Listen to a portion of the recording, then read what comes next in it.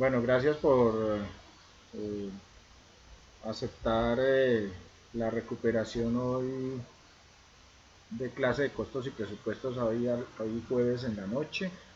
Eh, yo sé que de pronto a algunos no les queda muy fácil estar, pero bueno, eh, voy a tratar de hacerlo más eficiente en este tiempo que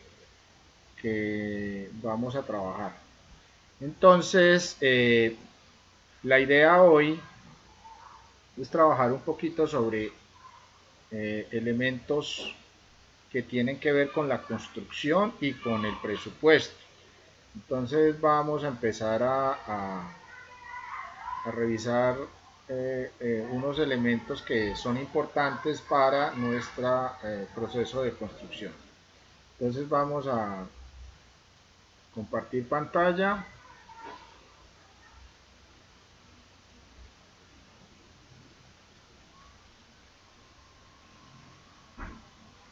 Me comentan si están viendo la pantalla, me confirman.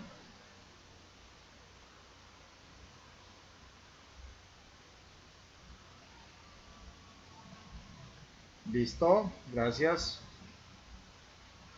Bueno, miremos este escrito que es bueno tenerlo en cuenta. Yo les voy a compartir esto que están viendo acá, este documento que están viendo, se los voy a compartir en el grupo para que, por ejemplo, lean esta página que es importante. Es importante varias cositas. Voy a ponerles ahí una biblioweb. Primero, esa biblioweb tiene que ver con análisis unitarios y rendimientos. Es importantísimo manejar esa parte porque del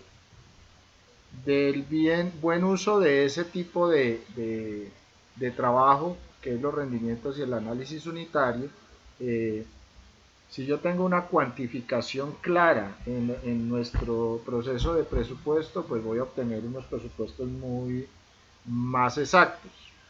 No quiere decir que es que el presupuesto no pueda desfasarse, claro, los presupuestos se desfasan y en Colombia pasa mucho eso. Y a nosotros en obras normales, en obras pequeñas, es donde más se desfasa el presupuesto. ¿Por qué? Porque no se tienen en cuenta algunas cosas. Y esos desfases del presupuesto muchas veces obedecen a estas situaciones. Entonces miremos esta parte que es importante tenerla en cuenta. Hay dos cosas importantes que nosotros tenemos que manejar. Uno, ¿qué debemos hacer para evitar ciertas causas que hacen que los presupuestos se desfasen? Esa es una parte. Y la otra es metodologías nuevas que están llegando, que nos están llegando para proceder con más eficiencia en los procesos de costeo y de trabajo en las obras para que esos presupuestos eh, no se desfasen y se puedan reducir, porque esa es una de los procesos fuertes que en construcción se deben manejar. Entonces, por ejemplo, aquí hablamos de que el error uno es no conocer los procesos constructivos que se usarán. Es importantísimo que la persona que presupueste pues tenga un conocimiento, y eso se los he recalcado mucho desde que empezamos el curso, tenga un conocimiento no pues súper sobre construcción, pero sí tener un conocimiento moderado o medio sobre los procesos de construcción. Si yo no conozco realmente el proceso de construcción, pues realmente me es muy complicado presupuestar algo. Es muy difícil. Entonces tengo que entender algunos procesos que se hacen en construcción. Eso como primera alternativa. Entonces, conocer los procesos constructivos que se usarán. O sea que en este caso no se conocerían si estamos cometiendo estos errores. ¿Sí? El error 2 es no estudiar el proyecto y su documentación. Importantísimo. Y pasa mucho con un proceso en Colombia que se hace con el Estado colombiano. No sé si ustedes han oído hablar de las licitaciones. El Estado colombiano hace procesos de contratación, ¿sí? Y a esos procesos de contratación se le denominan licitaciones. Entonces, en las licitaciones, por ejemplo, cuando el Estado va a contratar una obra, en la licitación está clarificado fuertemente, está pero al detalle lo que realmente la entidad estatal o la persona jurídica estatal quiere desarrollar con la obra que se va a ejecutar. Entonces, yo debo estudiar muy claramente ese proyecto y debo conocer esa documentación.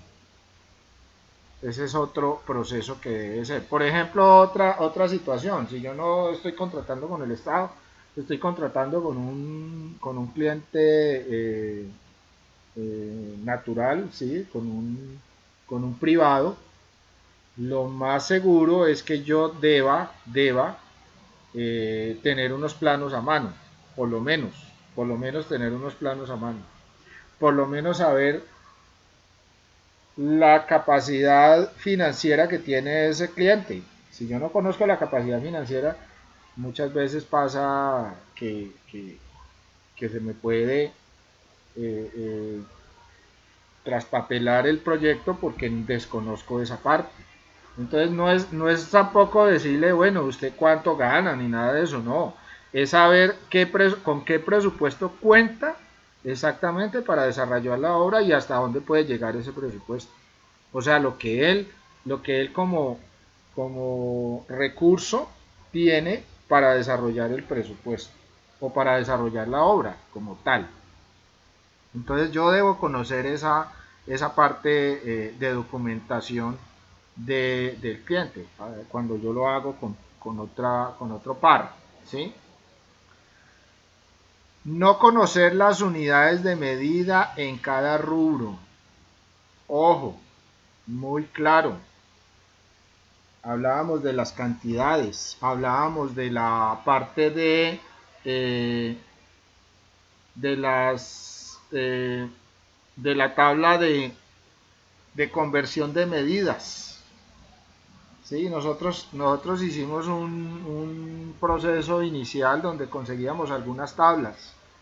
Esas tablas son necesarias cuando yo presupuesto, porque ahí está catalogado cada cosa, las especificaciones técnicas de lo que yo necesito.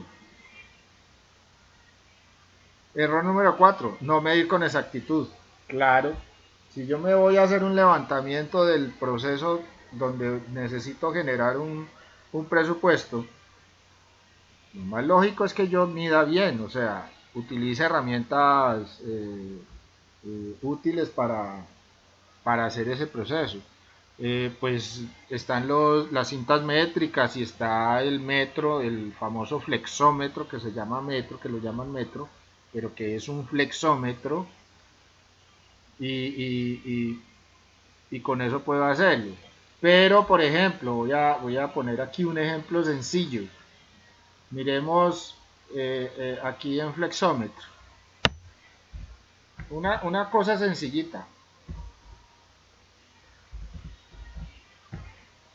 ¿Sí?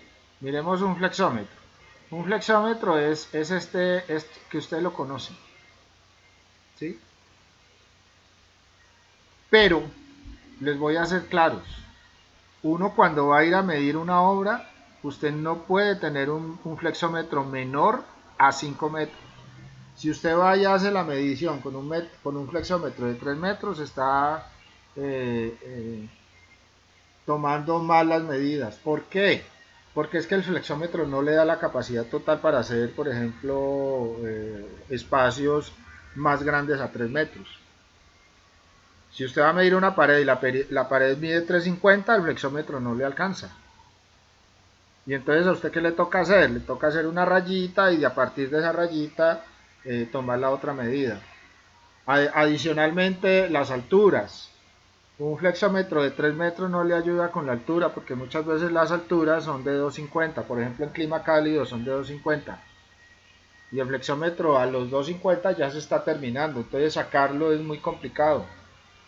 A veces se vuelve complicado sacarlo de la misma. Entonces se recomienda tener flexómetros de 5 metros o de 7 metros. Por ejemplo, este es de 8 metros. Este flexómetro de 8 metros. Este que tenemos aquí, 8 metros. Y la otra es tener una buena cinta métrica. En este caso, cinta métrica. Ojo, no se llama decámetro porque el decámetro son 10 metros. Si estamos hablando aquí de 20 metros, eso no es un decámetro. ¿Sí? Es una cinta métrica que tiene como medida hasta 20 metros. Esa es la. Entonces, cosas como esas son importantísimas tenerlas en cuenta cuando yo estoy haciendo el presupuesto. Entonces, no medir con exactitud genera errores. Si yo tomo muchas mediciones parciales, o sea, tomo una medida, tomo otra medida, otra medida, otra medida, otra medida y después la sumo, cuando tome la total me va a dar error, un error considerable. ¿Por qué? Porque la sumatoria de todas esas medidas producen error cuando lo hago en físico, ¿sí? Porque es que usted no coloca el metro exactamente en el punto, todas esas cositas. Entonces, la otra es que cuando se mide, la cinta toma una curva. Esa curva se llama catenaria y es por el peso mismo de la cinta y la gravedad de la tierra que la ala hacia el suelo. Entonces, ella forma una curvita. Si esa curva se forma, usted lo que debe hacer es estirar bien el metro para que esa medida se tome recta. En distancias cortas se puede tomar muy recta, pero si son distancias muy largas es muy difícil evitar eso. Esa curva genera un error también en la medición. Y así sucesivamente. Bueno, entonces no medir con exactitud. Error 5. Dos o más personas cuantificando el mismo concepto. Siempre. Y yo siempre, cuando doy cursos de topografía, por ejemplo, yo le enseño a los muchachos que la topografía realmente no es exacta, por muchas razones, porque hay muchas circunstancias que hacen que el proceso topográfico varíe. Por ejemplo, la presión atmosférica en un aparato topográfico hace que varíe la medición de ese aparato. Y así sucesivamente, hay muchas cosas. Pero ¿qué sucede? Y ponía el ejemplo de la topografía porque la topografía trata de ser exacta haciendo cálculos matemáticos para que se genere la exactitud. Entonces lo que yo le decía a mis estudiantes era que cuando un topógrafo toma una medición y otro topógrafo hace la misma medición, no son iguales. Las dos mediciones pueden estar perfectas, pueden haberse hecho lo más técnicamente posible y nunca van a dar los mismos valores. Van a ser mínimos, sí, pero no van a dar los mismos valores. Entonces, ¿qué sucede? Si yo, por ejemplo, contrato a alguien para que me haga mi medición, cuantificación, la medición de la cantidad de materiales, y pongo en ese mismo proceso a hacer otra persona que haga el mismo proceso porque de pronto no tengo mucha confianza en el primero o algo así por el estilo, ¿qué sucede? Que la cuantificación del uno con respecto a la cuantificación del otro no van a coincidir. Entonces siempre va a pasar eso. Dos o más personas cuantificando el mismo concepto, va a haber errores. Porque la apreciación de nosotros es de acuerdo a lo que nosotros tengamos como conceptos teóricos y prácticos y de experiencia sobre lo que hacemos. Entonces por eso no va a ser igual. Esto también es importante, no poner datos suficientes en cada hoja de cálculo. Claro, yo hago presupuestos y yo muchas veces omito cosas que yo sé que existen. Pero ¿por qué las omito? Porque yo en mi experiencia las hago de otra manera, entonces yo omito cosas. Pero, pero si muchas veces, supongamos que yo contrate a alguien para que me haga un presupuesto, pero yo no le doy la información clara, o sea, no le pongo los datos suficientes, no doy la posibilidad de que midan exactamente, sino que quiero como algo más global, y realmente cuando se hace algo global no me va a dar exacto. Entonces, lo que se hace es no poner la cantidad de datos suficientes sobre ese proceso de cuantificación. Lo otro que puede suceder es que no usar un orden recomendado para las mediciones. Claro, si yo me agarro a medir una cosa, por ejemplo muros, y después mido, me voy y digo, ay no, y no voy a medir muros, voy a medir cielo raso. Entonces, no, hago como, a medida que me vayan apareciendo las situaciones, voy haciendo las mediciones. ¿Sí? A medida que vaya, entonces no hay un orden establecido, entonces, ay, ¿qué fue lo que me faltó? Que por allá, o bueno, hacen el presupuesto, verdad que me faltó tal cosa, pero la medición era en otra ciudad, no, pues toca ir hasta allá, es como ir hasta allá, todo ese proceso, o sea, hay un inconveniente pues para desplazamientos, para, para no hacer claramente la toma de datos, que es importantísima en el proceso de cuantificación del presupuesto. Esta sí que es una cosa que se omite 100%. Nosotros somos muy dados a no cumplir reglas. Por donde se mire. Por donde se mire. Y les doy un ejemplo. Así sencillito. En una obra por allá estaba haciendo un proceso de supervisión y se contrató un ingeniero muy experto. El ingeniero era bastante experto en su proceso. También muy honesto y muy organizado y la forma de trabajo. Entonces, ¿qué sucede? Al ingeniero se contrató para hacer la interventoría, pero la obra la estaba haciendo otro contratista. Dado que el tiempo de ejecución de la obra se acercaba, entonces están muy apretados en tiempo, decidieron crear una jornada laboral nocturna. Entonces, en la jornada laboral nocturna, pues tiene que haber gente en esa jornada laboral y toda la cosa. Y para la contratación de la interventoría se dijo que esa interventoría tenía que tener una persona que estuviera manejando el trabajo seguro en alturas, que es lo que se llama la CISO o los CISO. Igual en el día también tenía que estar. Y para el contratista también se exigía ese personaje, ese CISO. Entonces, ¿qué sucede?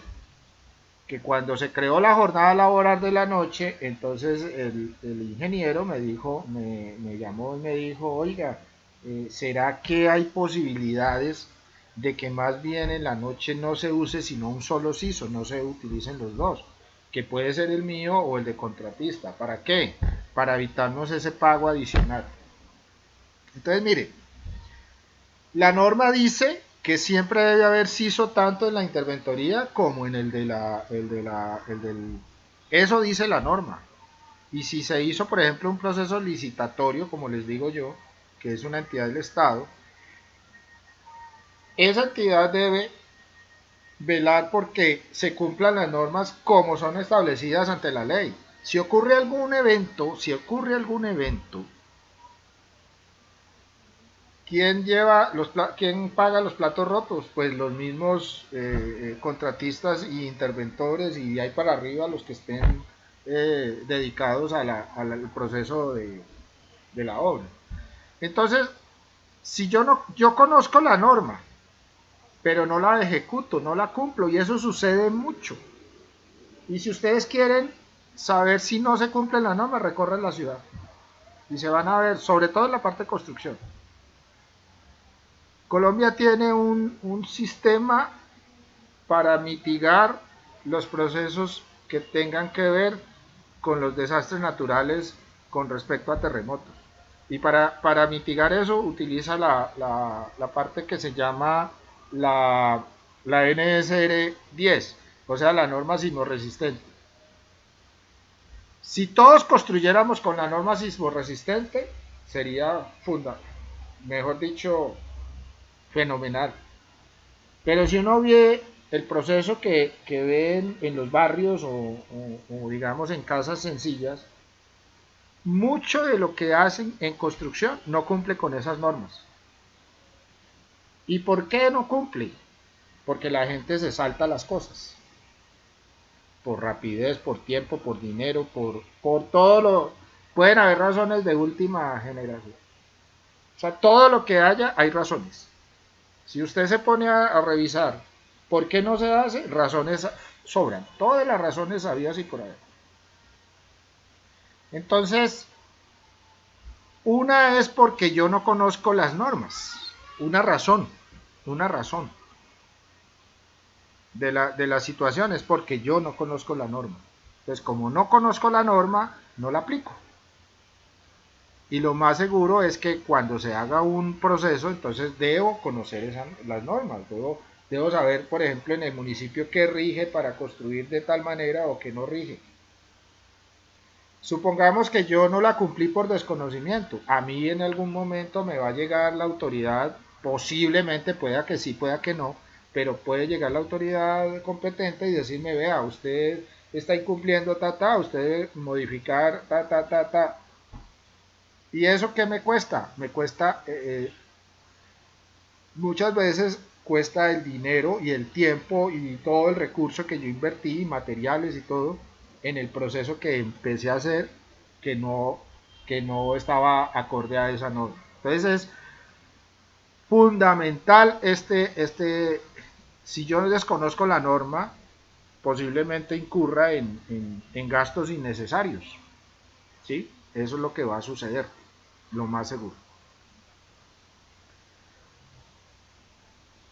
Esta es un poquito, no sé si alguien ha oído hablar de la ley de Pareto. Por ejemplo, no concentrarse en lo que es relevante. Aplicar la ley o principio de Pareto. Si alguien la conoce, me puede indicar. Si no la conocen, miremos algo sobre eso.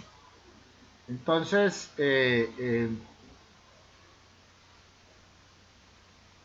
dice Juan Fernando López Daza que sí, que sí ha oído hablar de sí la conoce.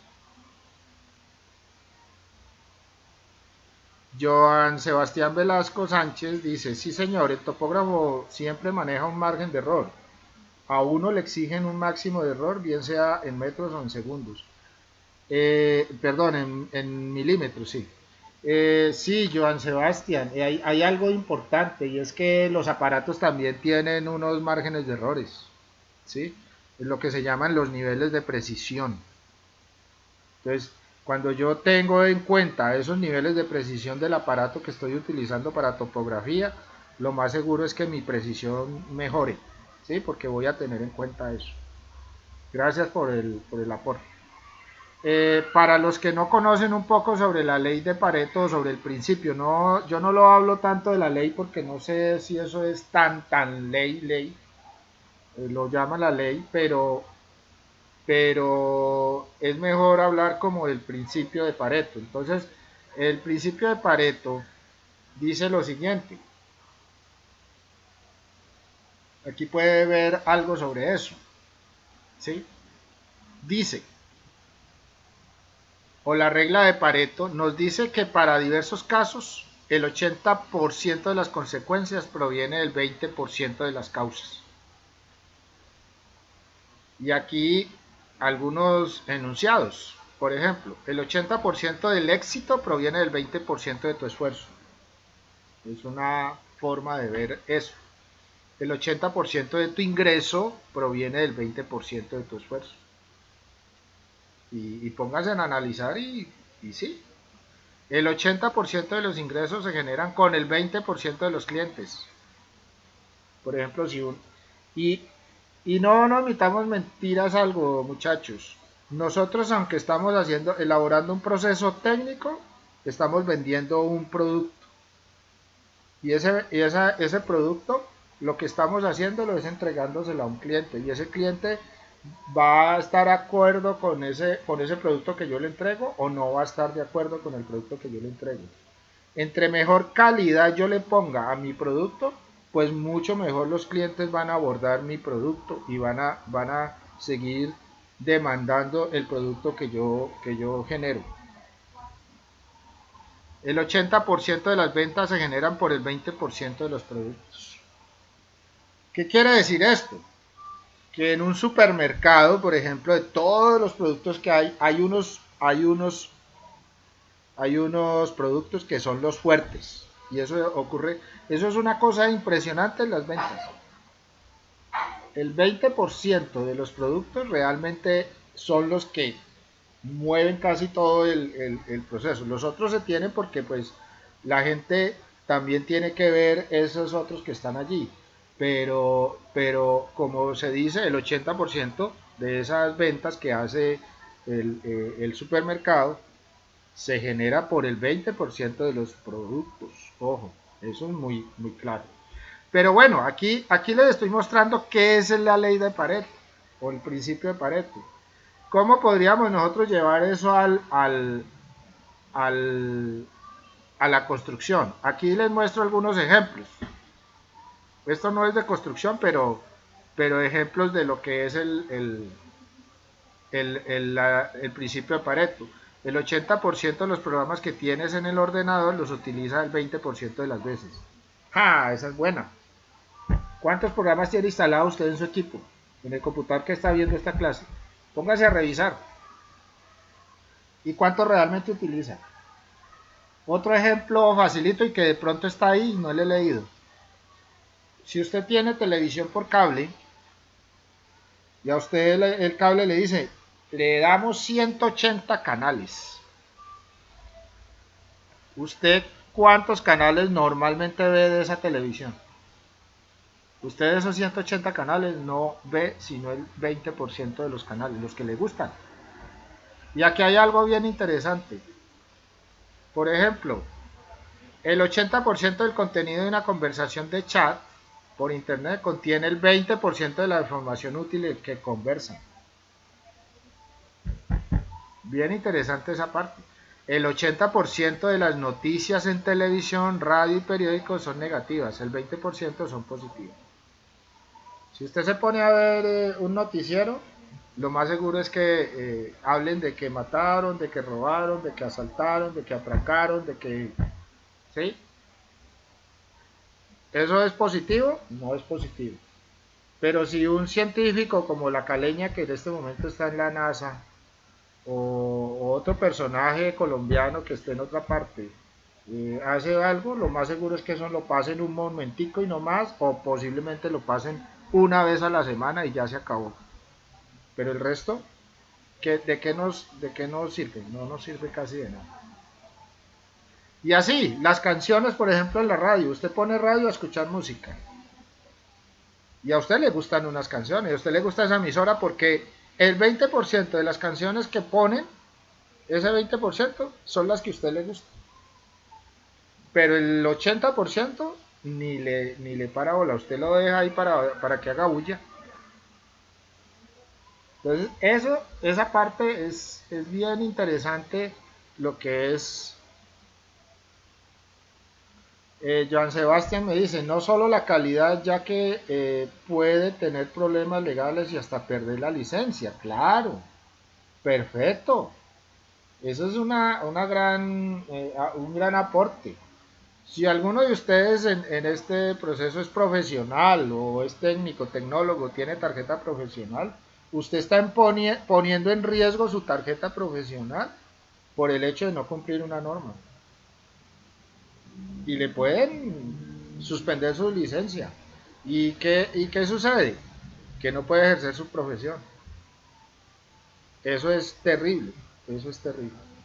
Entonces, eh, estas cositas, si quiere yo les dejo también aquí hay varias, aquí hay hartas, no las vamos a leer ahora, pero Les puedo dejar aquí vamos a copiar aquí la página, control C, se las voy a poner de una vez ahí en el Meet, solamente la copian y la pegan en otro, listo, ahí se las dejo, la pueden copiar, pegar en otro formato, por ejemplo, en un blog de notas, para que tengan allí presentes esa paginita. Aquí habla sobre el principio de Pareto en la construcción. Entonces, hay algo bien interesante. Y es que en el presupuesto, cuando yo hago presupuestos, yo debo tener en cuenta por lo menos en los elementos gruesos de ese presupuesto. Un ejemplo, la cimentación es una cosa importantísima. Entonces, todas las actividades que nosotros tenemos que hacer para un presupuesto. Ejemplo, supongamos que nosotros vamos a construir esto. ¿Sí alcanzan a ver el planito? Listo, vamos a mirarlo más claramente. Vamos a hacer aquí Entonces, miremos este planito. Este planito es un diseño que hice para estudiantes, no para ejecutarlo como obra. Es un diseñito de una caseta de vigilancia. Entonces, en este proceso, aquí se tiene la casetica, un baño y se tiene unos muros, unas paredes. Esas paredes se pueden hacer, digamos, en mampostería, por ejemplo, mampostería estructural, que ya creo que les había mostrado la mampostería estructural, o se puede hacer, por ejemplo, en drywall, o sea, en construcción liviana.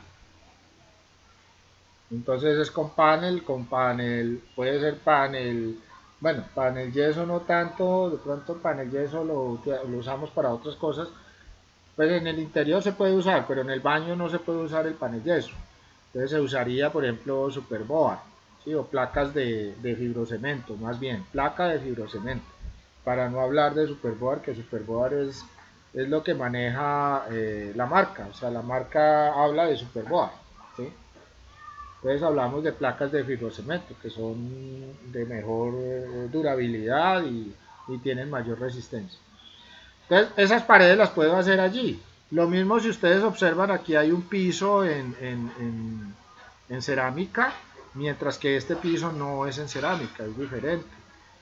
Tiene un andén perimetral, si lo pueden ver, aquí mismo dice, tiene unas ventanas, tiene, bueno, y tenemos todas las medidas. Entonces, ¿qué nos toca a nosotros? Estudiar concretamente todo esto, estudiarlo claramente. Pero este plano aquí donde está, no me dice nada. Yo necesito por lo menos un alzado de este plano para saber cómo va el techo o cómo va la cubierta. ¿Sí? Aquí tenemos puertas, aquí tenemos... Entonces, vamos un poco hacia abajo y vamos a encontrar, donde dice AA, vamos a encontrar que aquí tenemos un corte, o sea, estamos haciendo una sección. Y aquí dice planta arquitectónica con la escala, pero aquí tenemos este otro componente, y que es nuestro dibujo arquitectónico de la construcción que se va a hacer. Entonces, estos son los muros, vemos acá que encontramos una viga de amarre, ¿sí? Encontramos las ventanas en corte. Vemos que el enchape, mire que el enchape no sube hasta el techo, sino que tiene una altura de enchape, que aquí dice cuánto es, 1,80, o sea que ese enchape va hasta los 1,80, no va todo enchapado.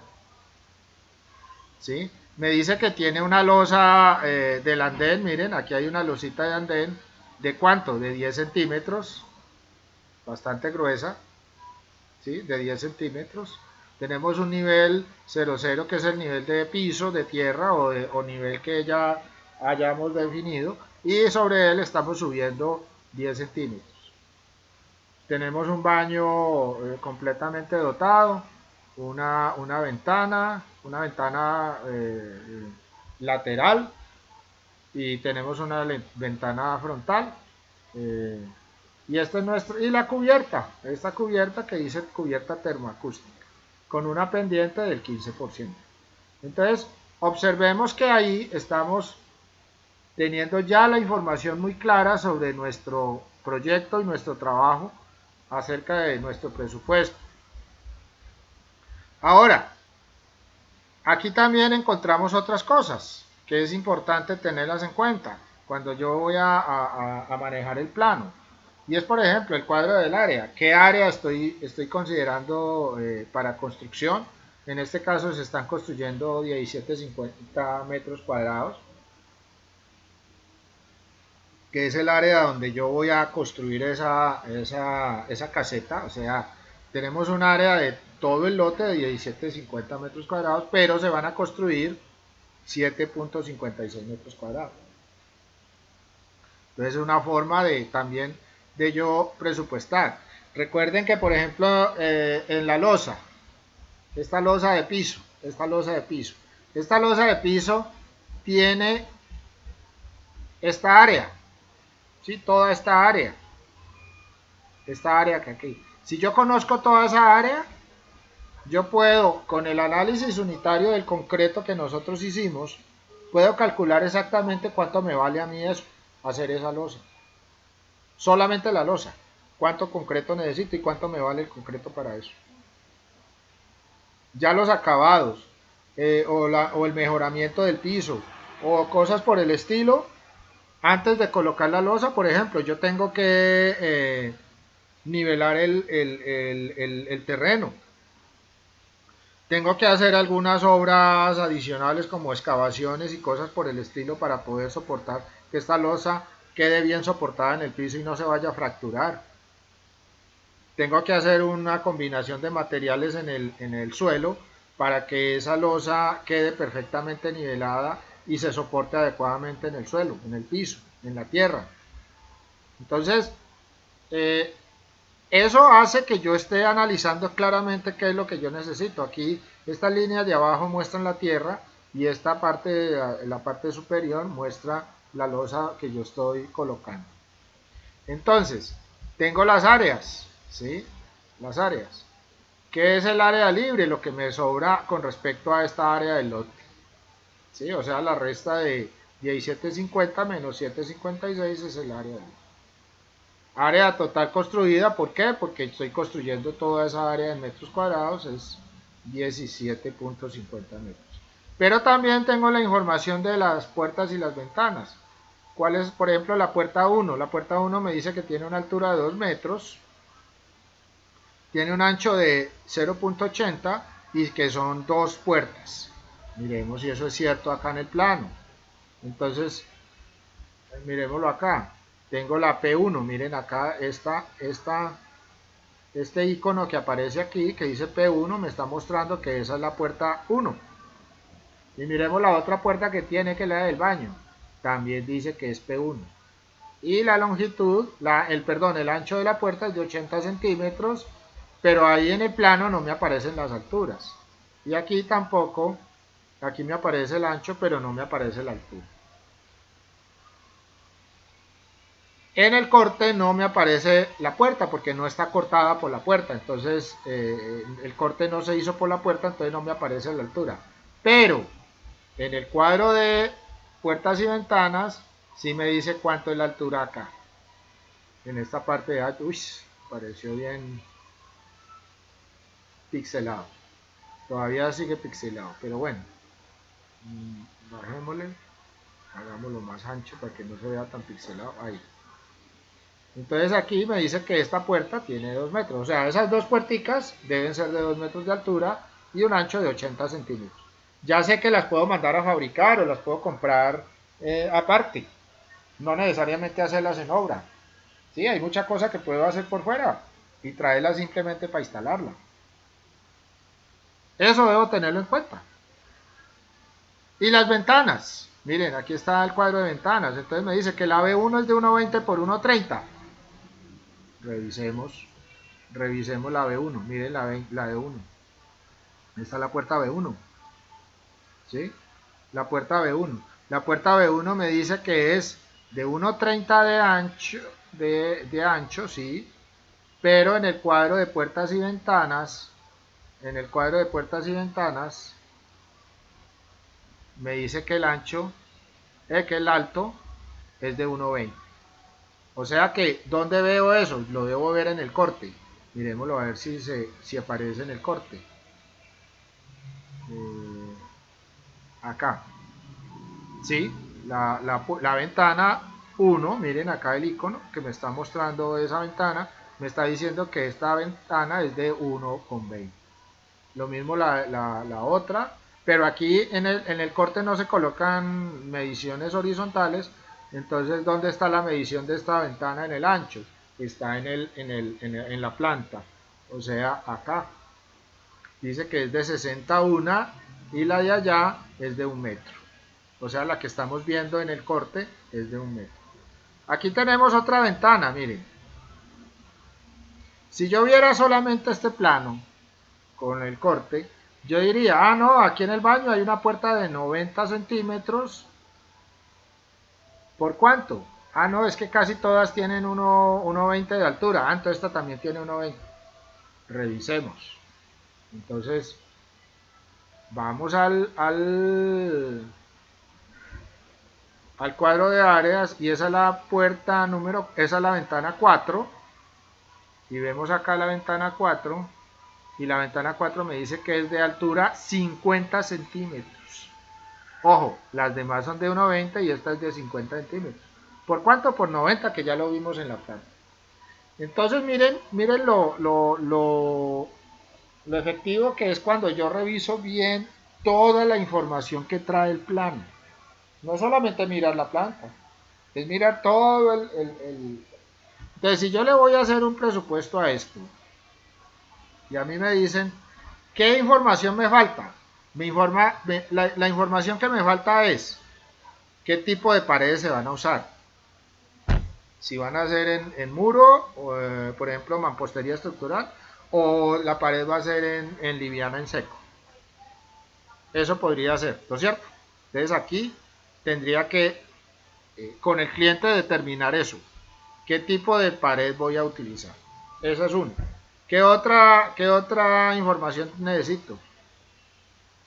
¿Qué refuerzo va a llevar esta losa que va acá? Si va a llevar una parrilla, si va a llevar solamente malla electrosoldada, el tipo de tráfico, todo eso. ¿Qué tipo de cerámica se va a usar? ¿Una cerámica de tal calidad o qué calidad utilizan? Muchas veces los clientes dicen, no, usemos una segunda buena. Una segunda buena, pues sí, se puede utilizar, es más económica, pero tiene sus riesgos. Porque esas segundas buenas, muchas veces las fichas no son del tamaño igual. O sea, cada uno de estos cuadritos, muchas veces el tamaño no es preciso. Entonces empiezan a haber desfases en la colocación de la cerámica. Y cosas así por el estilo. Entonces, muchachos, eso es muy conveniente tener en cuenta lo que nosotros debemos hacer. Entonces, en construcción, miren que aquí con lo del principio de Pareto es bien importante, y aquí lo tengo resaltado y lo voy a leer para que ustedes lo oigan y quede claro allí. Dice, por ejemplo, si queremos determinar un presupuesto de manera rápida y eficaz, ojo, miren esto, rápida y eficaz, escogemos el 20% de los ítems o partidas en función de su valor monetario. Y con toda seguridad habremos asegurado el 80% del monto total del presupuesto del proyecto. En el caso del tiempo, escogemos el 20% de las tareas que tienen mayor número de horas hombre y habremos definido el 80% del plazo del proyecto. O también, para hacer más eficiente la ubicación de los materiales, nos centramos de manera más detallada y minuciosa en las partidas que tienen un peso de un 8% del presupuesto total y de seguro trabajarás muchísimo menos en este tedioso trabajo. Lo importante de todo es aprender a ser selectivos en todo orden de cosas. De esta forma veremos cómo se nos simplifica la vida. Importantísimo esa partecita allí, ¿sí? Y estamos hablando de costos, estamos hablando de costos, porque es que realmente lo que nosotros estamos haciendo acá es realizar unos costos. ¿Para qué? Para poder efectuar, saber exactamente cuánto nos vale una construcción en un determinado caso. Para ello hay muchas también situaciones que en este momento se están planteando a nivel mundial, y es ciertas alternativas que podemos considerar en la construcción. En el planito que yo les mostraba, si es obra nueva, supongamos que esto sea una obra nueva, muchos de los materiales que nosotros vamos a usar en esta obra van a tener un desperdicio. Y alguien me comentaba en la clase pasada, en la clase del martes, me decía que si había que tener en cuenta el desperdicio. Por supuesto que hay que tener en cuenta el desperdicio. Y nosotros somos muy ágiles en trabajar con el desperdicio. ¿Por qué? Porque no es uno normalmente no cuantifica el desperdicio como algo muy tácito. Siempre habla en porcentaje, y cuando uno habla en porcentaje pues es una medida básica con respecto a lo que se tiene allí. Y porque es muy difícil medir, por ejemplo, si yo estoy pegando ladrillo y el mortero cae al suelo, pues es muy difícil yo coger ese mortero y cubicarlo y decir exactamente en esta pega de ladrillo se está perdiendo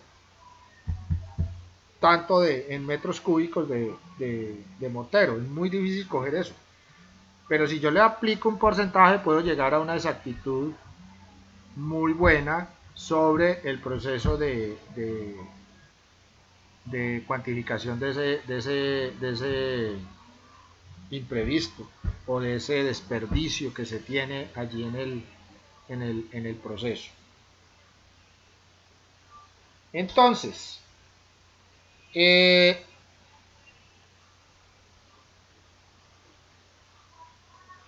para ello hay una nueva concepción de lo que yo debo hacer en obra, ¿sí?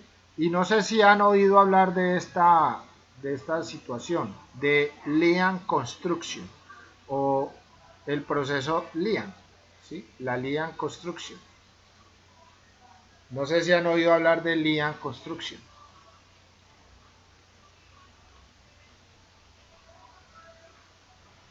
Bueno, ¿qué es el Lean Construction?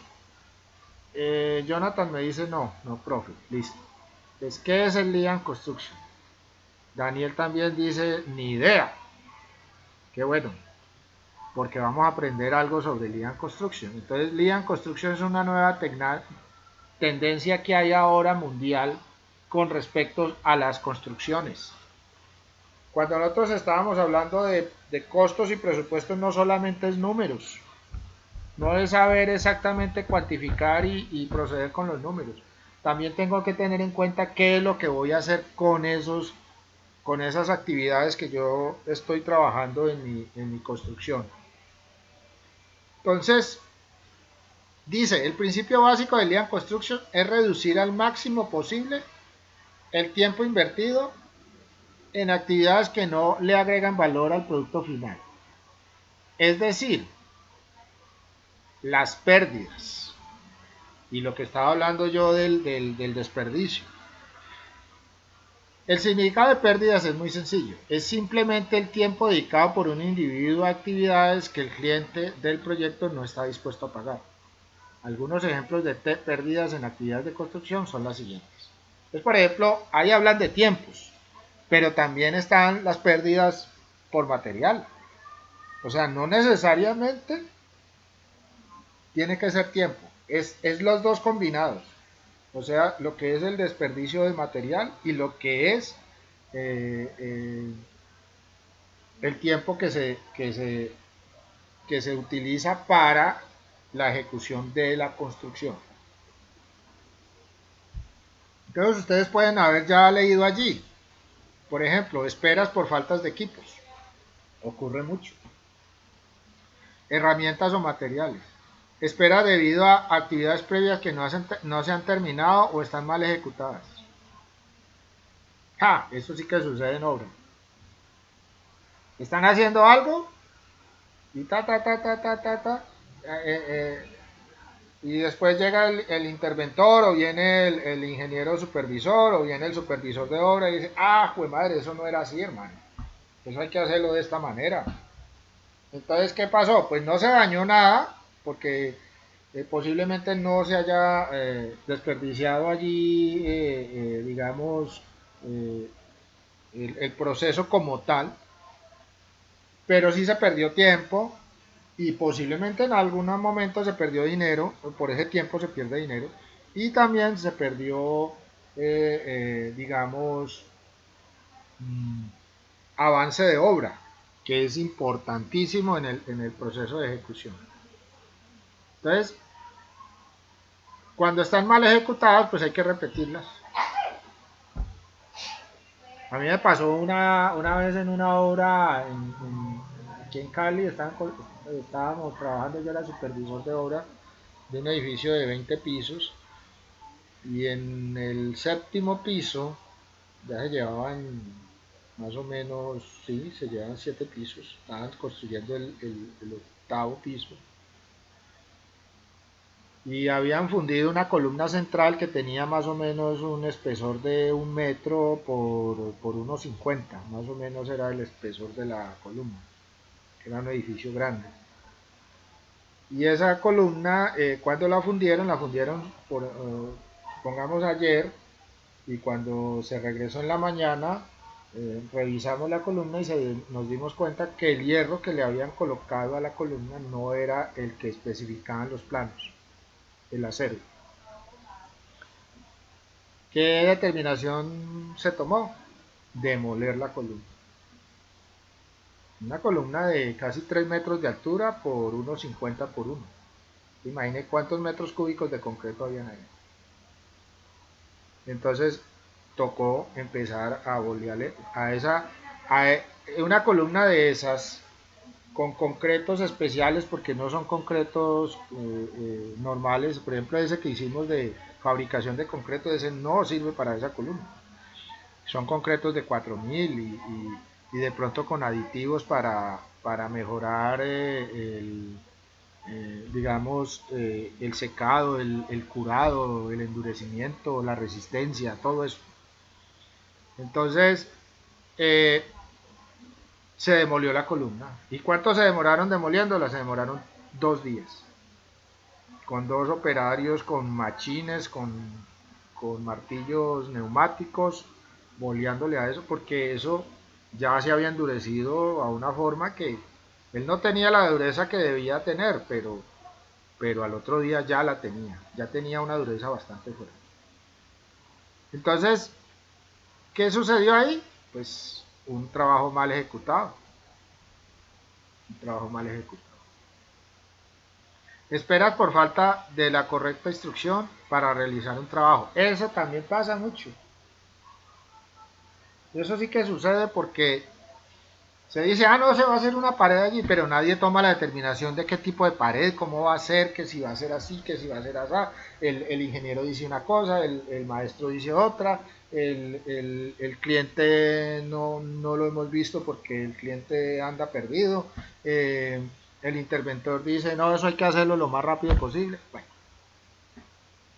no se tiene una instrucción clara sobre el proceso. Lo que yo les decía aquí, si yo no sé exactamente qué tipo de pared voy a colocar en esta parte, ¿sí? A mí me queda muy difícil tomar la decisión y decir, no, hagamos eso en muro. ¿Qué tal que me la hagan demoler?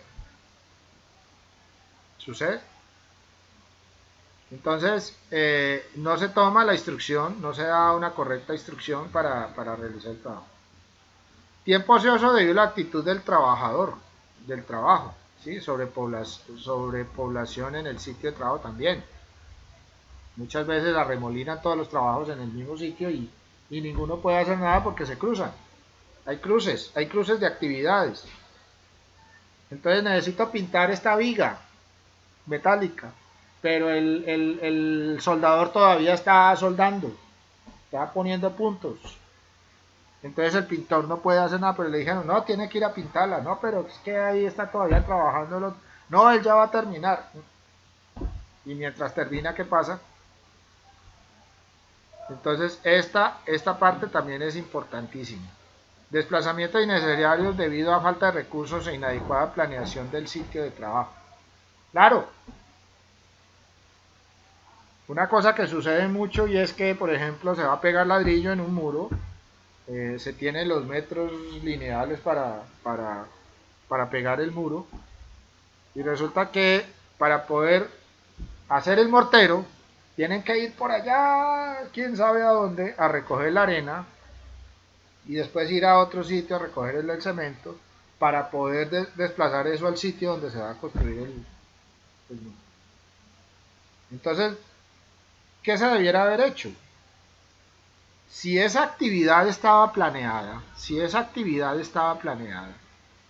¿cuándo va a arrancar la actividad? O sea, el que está coordinando todo dice, la actividad comienza mañana a las 7 de la mañana. ¿Qué tenemos que tener ahí presente? Tener todos los materiales disponibles en ese momento para que esa actividad arranque. Y ahí ya podemos trabajar más con una ejecución mucho mejor. Desplazamientos innecesarios ese, ¿sí? Porque hay una mala planeación. Reprocesos, lo que yo les decía, se vuelven a hacer las cosas, se repiten. Se hace ejecución de obra, pero no se cumple con especificaciones. O hay nosotros sí que somos, vea, los que han trabajado en obra se dan cuenta de esto. ¿Nosotros mejoramos las cosas o no? No, mejoramos no. No hablo de mejoramos. Nosotros casi que diseñamos en la obra. O dígame a alguien si no le ha pasado. Si alguien ha trabajado en obra, siempre sucede que hay cambios, que hay cosas que... ¿Por qué no se hacen los cambios directamente ya en los diseños? O sea, se tienen claros los diseños, se tienen perfecto la situación y así es como se va a hacer. ¿O usted cree que como los japoneses, eh, no hablo porque sean japoneses, hablo porque, por ejemplo, ahora con la pandemia ellos construyeron un hospital de más de 1000 camas. ¿Usted se imagina la mole de hospital que hicieron? Eso es grandísimo. Y para poder hacer esa mole de hospital de 1000 camas en 10 días, porque lo hicieron en 10 días, la planeación tiene que ser al dedillo, o sea, tiene que estar perfecta. No hay nada sujeto a cambio. No hay nada sujeto a cambio. Y si está sujeto a cambio, hay un proceso en el cual se hacen esos cambios rápidamente y se ejecutan en el mismo proceso. Pero es que los planos, Jonathan, los planos récord normalmente, ¿qué sucede? A mí me ha pasado que los planos récord los entregan es a lo último. O sea, se entrega la obra y se entregan los planos récord. O sea, miremos a ver cómo quedó esto, tomémosle de nuevo el levantamiento y entreguemos. Eso es lo que sucede. Si hay unos planos, supuestamente, por ejemplo, este planito acá, lo hacen. Y cuando la están construyendo dicen, ay no, ¿sabe qué? Hagamos esta puerta más grande.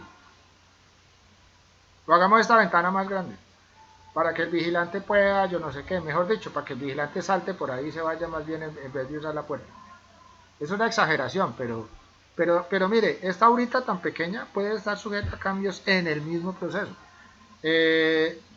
Si estamos de acuerdo, Jonathan, por ejemplo, esto puede ser un plano récord. Pero cuando ejecutemos esta construcción, lo más seguro es que va a salir un planito un poco diferente, no digo que es muy grande porque pues esto es pequeño, pero va a ser un planito un poco diferente a lo que tenemos acá.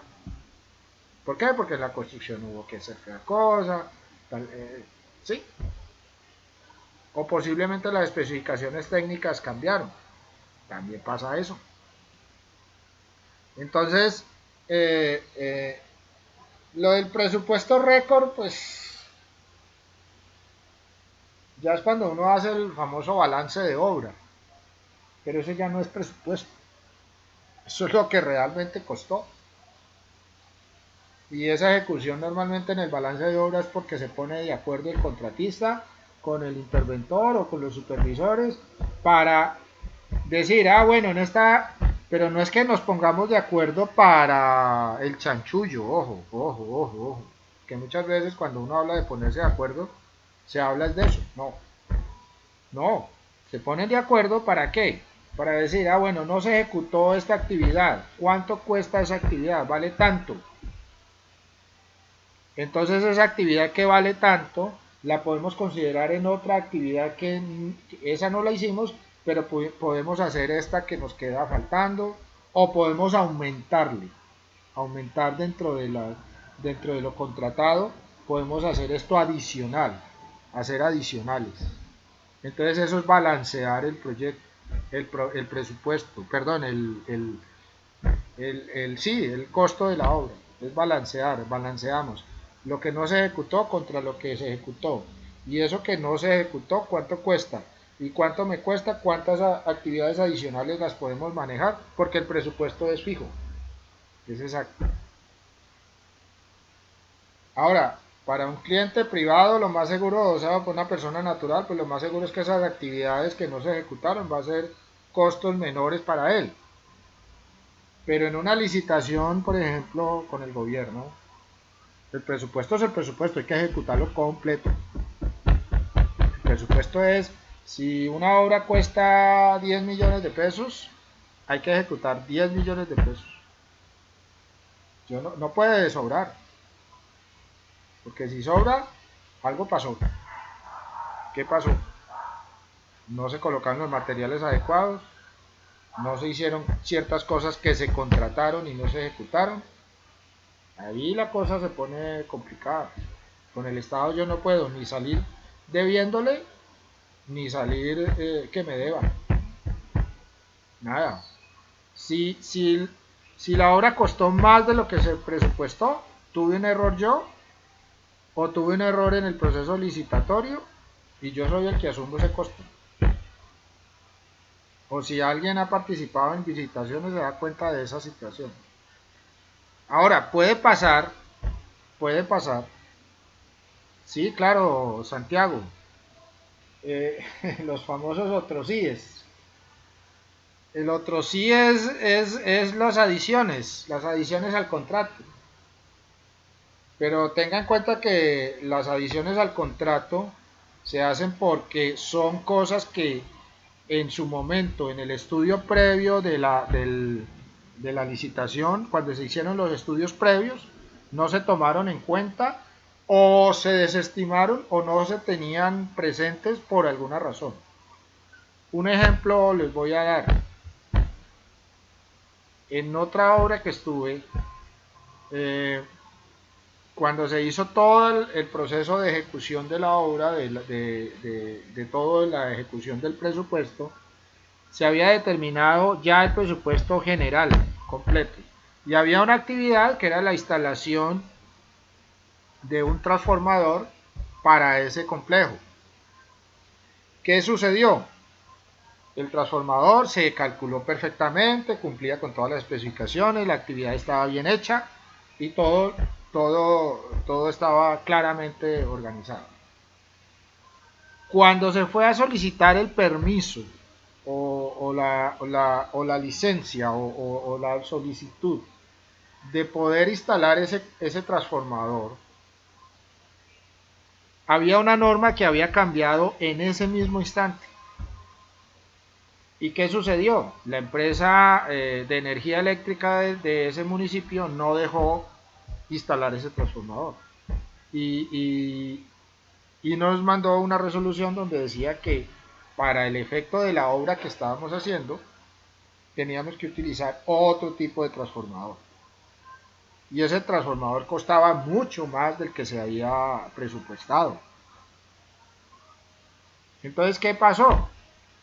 Ahí no hay problema, ahí no hay un detrimento del contratista ni de nada, no hay nada, nada porque cambiaron unas condiciones. Entonces, al cambiar esas condiciones, a la entidad que le tocó hacer, sí, claro, tiene toda la razón, tiene la resolución, tiene todos los documentos en regla, y lo que hicieron fue hacer una adición al contrato sobre la instalación de ese nuevo transformador. Entonces se hace el famoso otro sí, el famoso otro sí,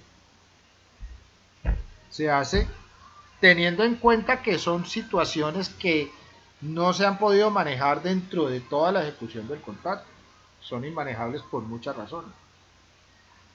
Pero yo no puedo llegar y decir, no, ¿cómo le parece que es que mire, aquí no he podido trabajar y esto, y vea el tiempo y toda la cosa y esto me está saliendo más caro o se me acabó la plata?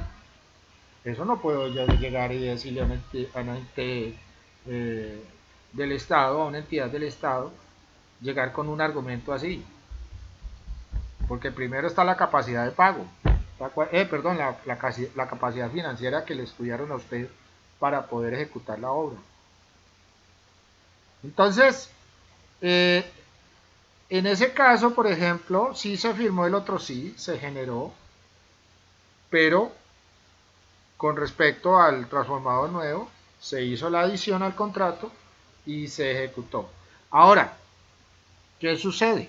Hay algo bien importante. Ese otro sí me da una cosa importante dentro del presupuesto. Es que me dice, yo le asigno estos recursos para que usted termine esa actividad, pero esos recursos tienen que ser solo y solo para esa actividad. O sea, yo no puedo desviar plata para otro lado. No es que me faltó allí, con eso logro pagar acá. No, porque yo tengo que sustentar todos mis pagos. Todo lo que se hizo y se ejecutó. Entonces también esos presupuestos van con un determinado ya proceso de ejecución, o sea, ya van destinados para eso. Esa es otra eh, lo de mayores cantidades de obra.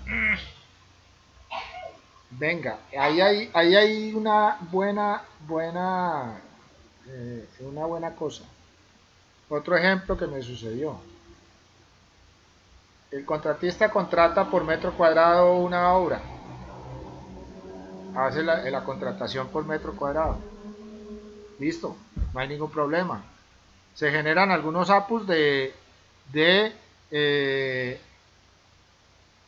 APUs básicos, ¿sí? De obras básicas. Se generan algunos APUs.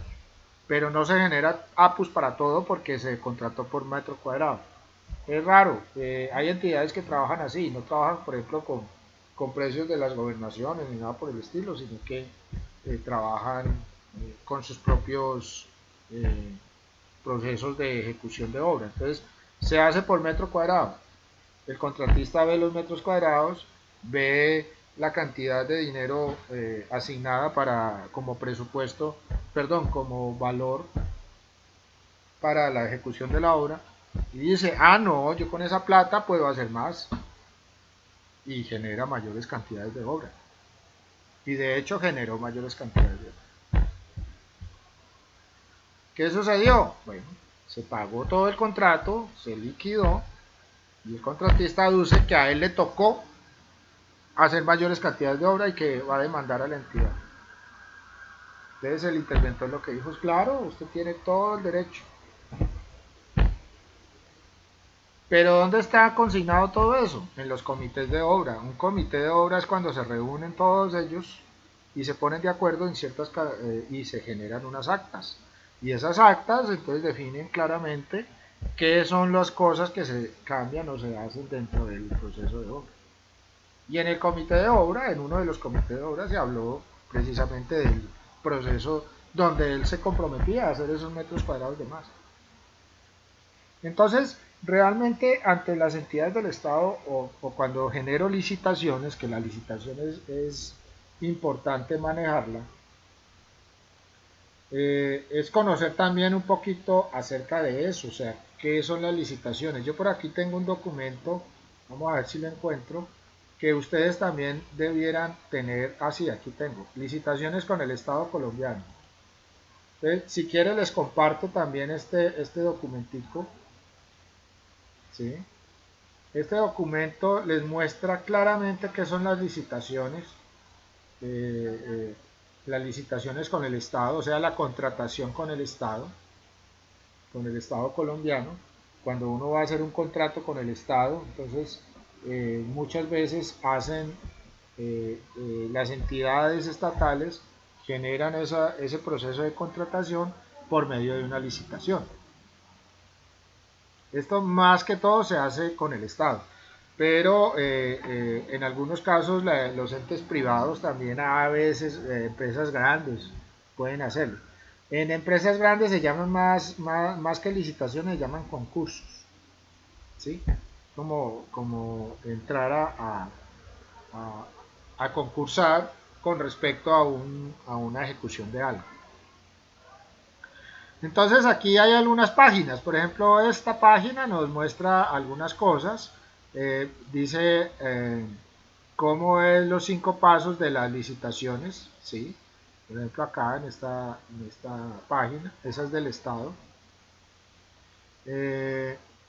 cómo crear la licitación en Colombia compra eficiente, por ejemplo, el Estado colombiano tiene una página que es de libre acceso a todo el público, que se llama Colombia Compra Eficiente.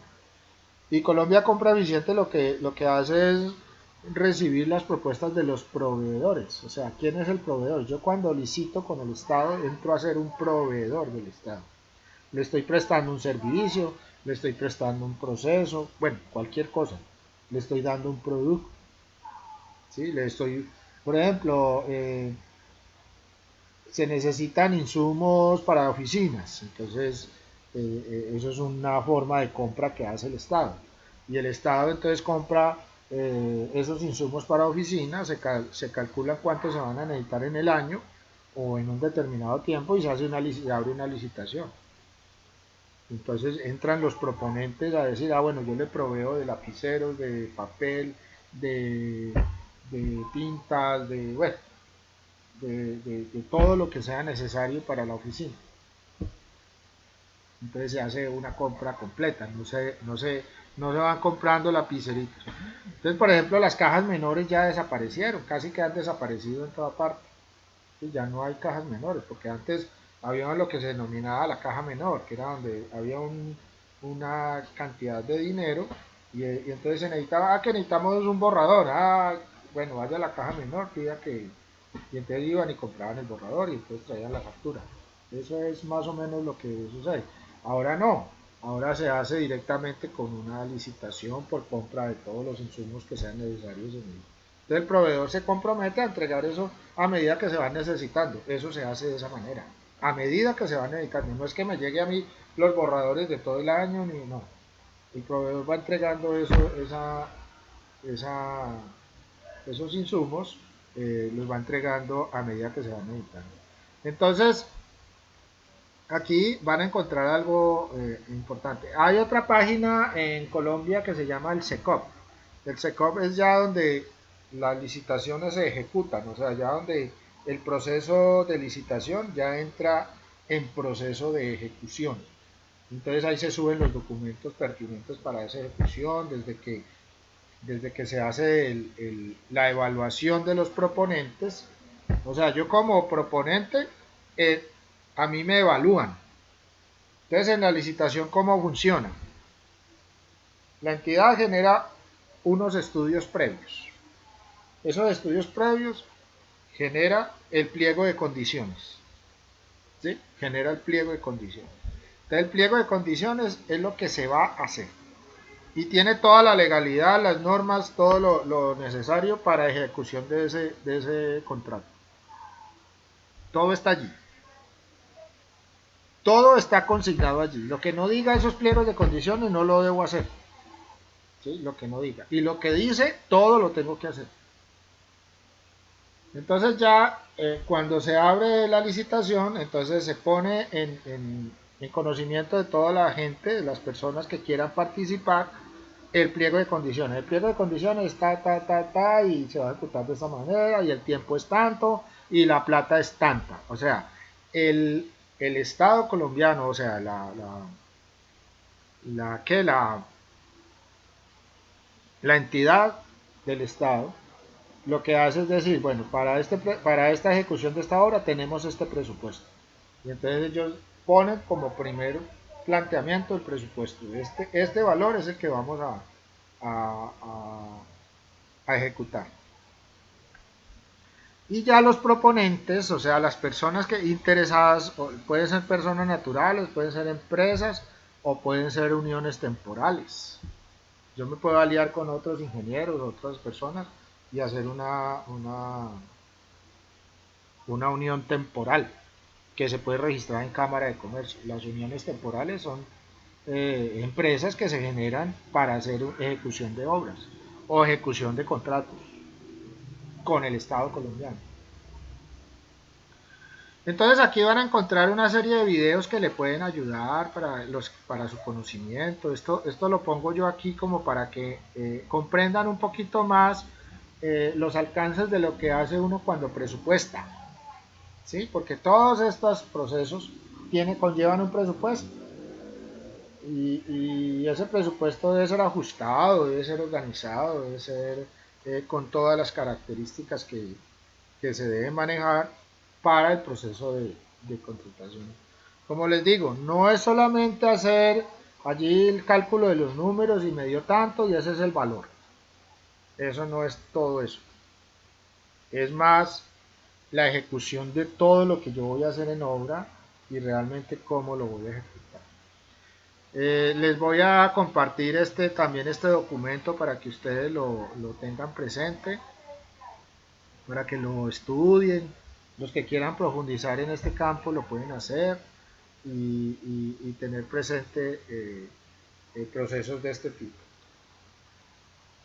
Por supuesto que esto pues es un tema completo de muchas clases, pueden ser, porque licitar no es tan sencillo a veces. Hay personas que viven de las licitaciones, que simplemente su proceso crean las empresas exactamente solamente para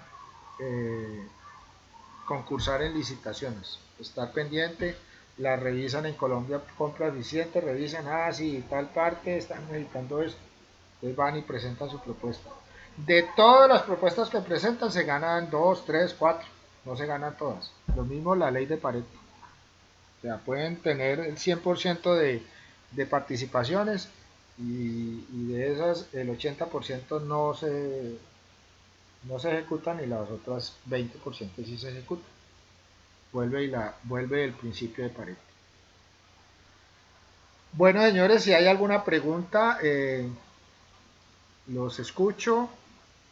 Me pregunta Jonathan que si el tiempo hace parte del presupuesto o que si es parte de la... Con respecto a tu pregunta del tiempo, si hace parte del presupuesto, te la contesto de esta manera. Nosotros vimos en una de las clases, vimos algo que se llaman los rendimientos. Nosotros tenemos rendimiento de material, que es lo que el material me alcanza para hacer cierta cantidad de obra. Pero también vimos algo que se llama el rendimiento de mano de obra. Entonces, cuando nosotros hablamos de actividades en una ejecución de obra, y sobre todo en estos de presupuestos, que nosotros hablábamos de actividades, y yo les hablo mucho de actividades porque realmente cuando yo ejecuto obra no es tanto los materiales, sino todo lo que conlleva el hacer esa obra. Entonces, al hacer esa obra, yo tengo unos rendimientos. Entonces, ¿qué sucede? Si yo tengo análisis de esos rendimientos, yo sé que la ejecución de obra va a ser muy consolidada si la ejecuto constantemente con esos rendimientos. Pero ¿qué sucede en un momento dado que la obra se pare por alguna razón? Por ejemplo, como tú dices, por lluvia. Supuestamente el rendimiento del presupuesto o de la actividad presupuestada en ese concepto, cuando hablo de rendimiento, pues estoy hablando de tiempos. Pero también hay que ver algo. El presupuesto solo no funciona. Nosotros estamos viendo cómo elaborar el presupuesto, pero él solito allí como una carta de guía para yo hacer las cosas, no funciona. Funciona con lo que se llama la programación de la obra, que es muy distinto al presupuesto. Y ahí sí hablamos de tiempos y movimientos, que es una cosa totalmente aparte de lo que tiene que ver los números de los costos de esa obra. Pero ahí, cuando ya enlazamos presupuesto con programación de obra, vamos a tener claramente que el tiempo genera costos. O sea, cuando yo eh, ejecuto una actividad con los rendimientos establecidos en el presupuesto, pero con una programación definida, si yo me demoro en esa actividad en el tiempo, estoy aumentando el costo en el presupuesto con respecto a esa actividad. Si yo me demoro menos, pues aminoro ese costo. Entonces, el presupuesto está amarrado necesariamente a la programación. Yo tengo que tener una programación muy clara para ejecutar ese presupuesto. Y muchas veces hacen la programación con el simple diagrama de Gantt, pero nunca amarran eso, por ejemplo, a los recursos de todo las actividades que se tienen. Entonces, cuando yo no amarro eso ahí en la programación, pues tampoco voy a tener resultados óptimos sobre el proceso. Que eso sería bueno verlo. eh, el, eh, Eso sería bueno si podemos de pronto el año entrante y ustedes están disponibles ver un cursito de programación de obra, que sería interesantísimo para saber el manejo tanto del presupuesto con respecto al movimiento de la obra.